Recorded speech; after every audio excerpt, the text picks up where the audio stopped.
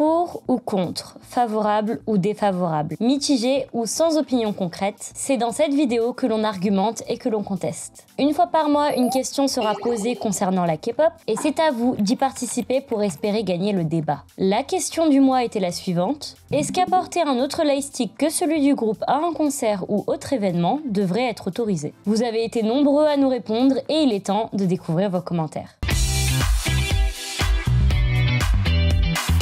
Avant de rentrer dans le vif du sujet, essayons de faire un point sur qu'est-ce qu'un lightstick. Tout a commencé avec la naissance des couleurs de fandom. Beaucoup moins important qu'aujourd'hui, dans les années 90, les fans d'un groupe utilisaient une couleur particulière pour les différencier des autres fans. Ainsi, cette culture du fandom a commencé avec la première génération de K-pop, notamment avec les groupes H.O.T. et G.O.D. Par exemple, la couleur représentative de H.O.T. était le blanc. Leurs fans utilisaient des ballons pour montrer leur unité et leur soutien au groupe. Mais pas que. De manière à être le plus visible possible, les fans s'habillaient aussi tout en blanc. Puis cela a progressivement évolué vers l'utilisation de réels lightsticks ou bâtons fluorescents en 2002. Ces bâtons n'avaient qu'une seule couleur, mais brillaient déjà bien plus qu'un simple ballon, et étaient bien plus pratiques. La création des vrais lightsticks que nous connaissons aujourd'hui est apparue avec Big Bang, qui a produit le premier lightstick officiel, le Bang Bong. Leur stratégie consistait à se démarquer des autres fandoms en misant sur la forme et le design plutôt que simplement la couleur. Et finalement, d'autres fandoms ont commencé à adopter l'idée de Big Bang,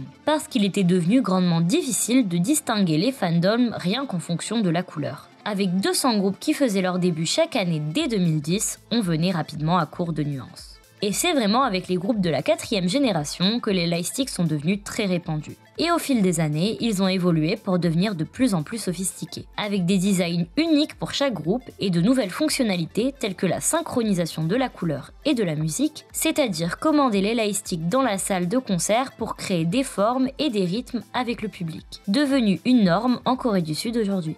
On peut lire sur l'équivalent du Wikipédia coréen que le lightstick est un signe visible qui ajoute un sentiment d'appartenance et d'homogénéité au fandom, et c'est aussi un moyen de se montrer. Le but principal de ma présence à un événement n'est pas que je les vois, mais que eux nous voient. Un membre de fan club n'est pas obligé de l'acheter, mais sans lightstick, la priorité d'entrée peut être repoussée dans les émissions publiques avec des restrictions sur le nombre de personnes par fandom.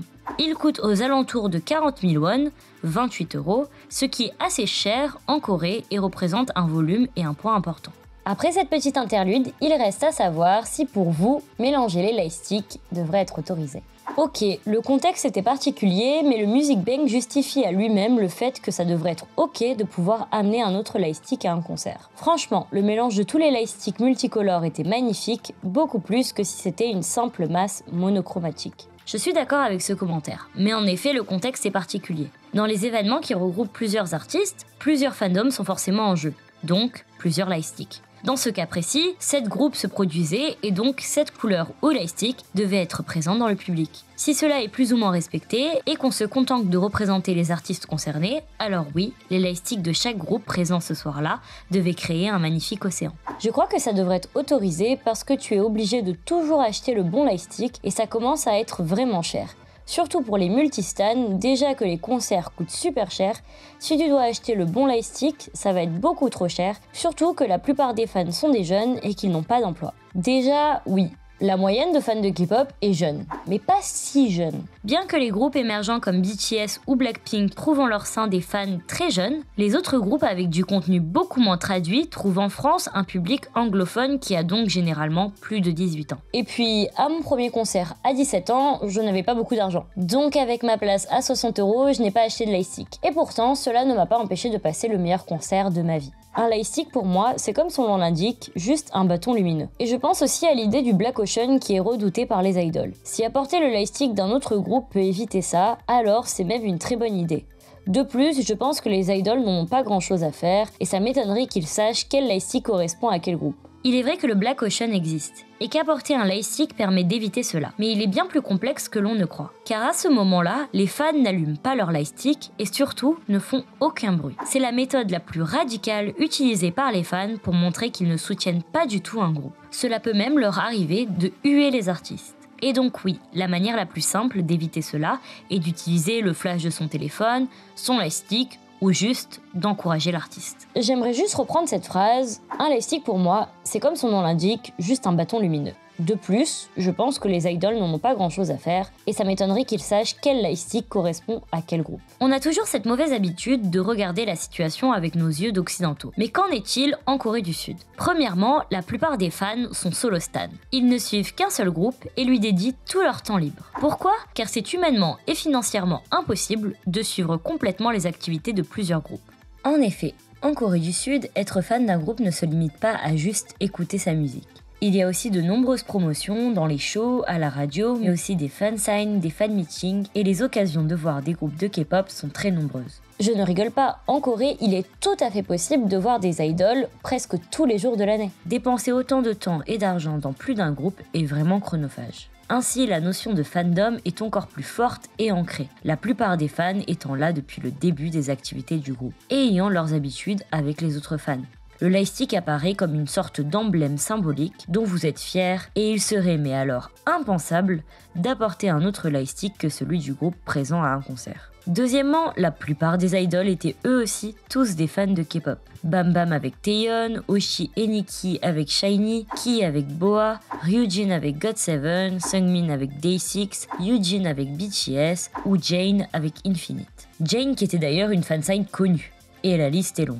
Bref, vous comprenez normalement avec ceci que les idoles sont presque plus informés que nous sur les fandoms. Et en plus de cela, cela fait aussi partie de leur marketing de se vendre en quelque sorte. Personne ne vient habillé en Louis Vuitton à un événement Gucci, ou avec un t-shirt de l'OM à un match du PSG. Et encore, si cela était une dizaine d'exceptions sur des milliers de personnes. Mais un plus petit groupe comme aespa ou P1 Harmony qui se retrouve avec plus d'autres lightsticks que le leur dans leur propre événement, honnêtement, c'est comme rapporter le livre de quelqu'un d'autre aux dédicaces d'un auteur. Et du coup pour moi, les avis suivants prennent d'autant plus leur sens. Je pense que non évidemment, même si ce n'est pas bien grave. Ce serait irrespectueux pour le groupe au concert que d'emmener un autre lightstick. Si tu n'avais pas de lightstick, fais de la lumière avec la lampe de ton téléphone au pire. Les lightsticks sont faits pour supporter un groupe précis. Donc avoir un lightstick d'un autre groupe à un concert de K-pop serait un peu pris comme de l'irrespect envers le groupe et c'est comme si tu n'aimais pas le groupe et faisais ça pour leur dire « je préfère ce groupe à eux ».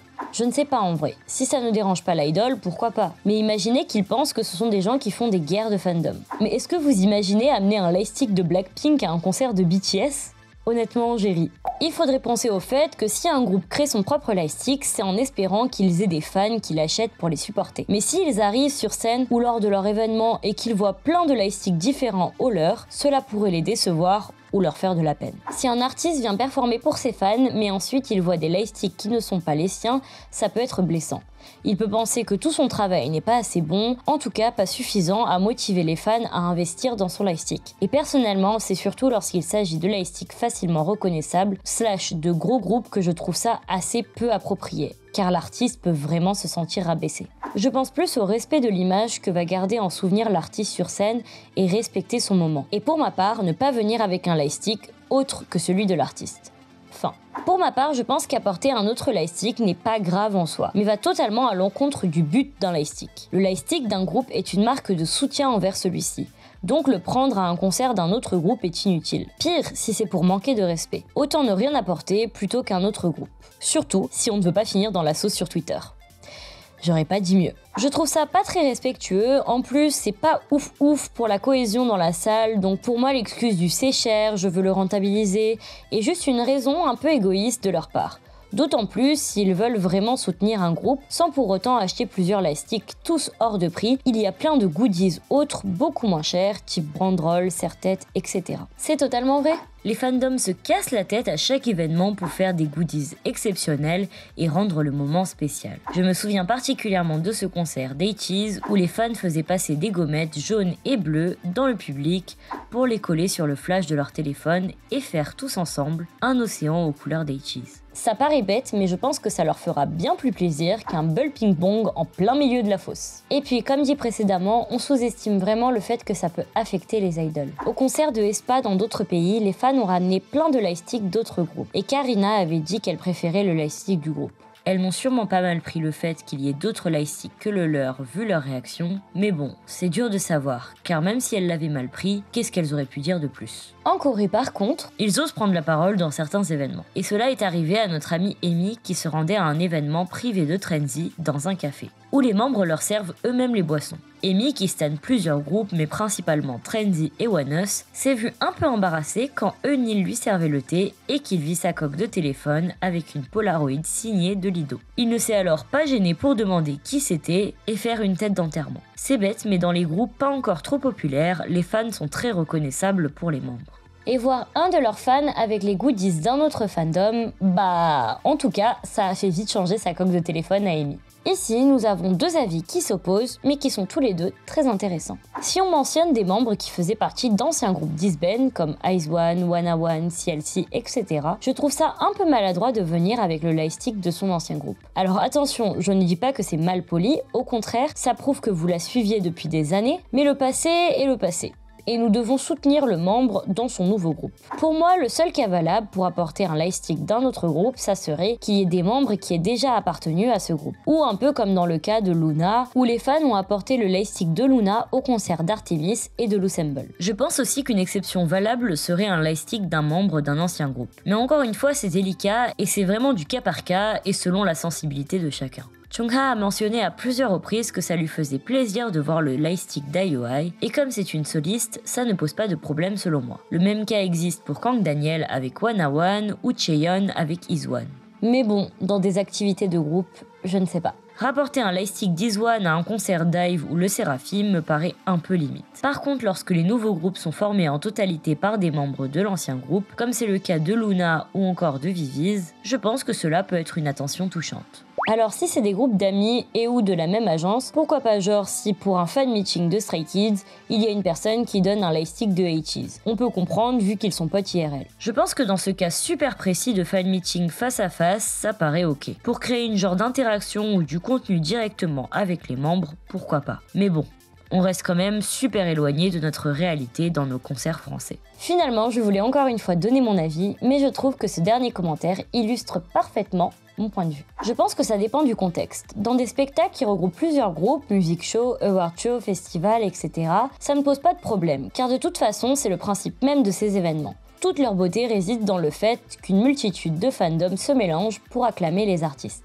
La diversité des lightsticks devient alors quelque chose de beau et convivial, nécessaire à une bonne ambiance de partage. Par contre, quand il s'agit d'un concert ou événement où l'on trouve un seul groupe, là c'est dérangeant. Les lightsticks sont créés pour apporter du soutien à un groupe spécifique. Si les agences se cassent la tête à les faire tous différents, ce n'est pas pour rien. C'est fait exprès pour représenter un groupe en particulier. Amener un autre lightstick que celui du groupe qui performe, ça peut blesser les artistes sur scène, même si ce n'est pas fait exprès. En plus, pour les groupes les moins connus, qui ont galéré pour amener les fonds nécessaires à la fabrication de leur propre lightstick, et qui envoient d'autres à leur propre concert, ça peut vraiment faire mal. Dans ce genre de divertissement collectif, je pense qu'il faut faire le nécessaire pour que les artistes se sentent à l'aise, pour qu'ils le rendent dans la qualité de leur performance. Je ne pense pas qu'on doit en arriver aux extrêmes et qu'on doit interdire des lightsticks différents. Je pense juste que c'est une question de politesse et de respect envers les artistes. Ça ne veut pas dire qu'il faut se forcer à acheter un lightstick, même moi je n'en ai pas, je pense juste qu'il faut s'abstenir d'en amener un autre. Et au pire, il existe plein d'autres alternatives au lightstick. On peut utiliser le flash de son téléphone, on peut s'arranger avec d'autres fans ou on peut s'amuser à faire des fan-made et de la customisation avec du carton ou d'autres objets.